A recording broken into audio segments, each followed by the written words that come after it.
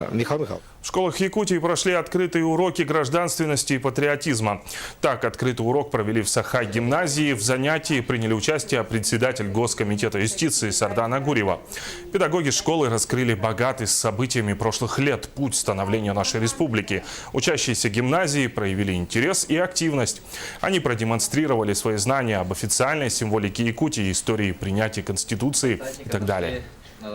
Такие уроки гражданственности, они очень нужны, поскольку ребята и целое молодое поколение должны знать историю своей родной республики, знать тех людей, которые работали и которые строили нашу республику, и, конечно, тех известных деятелей, которые трудятся в настоящее время.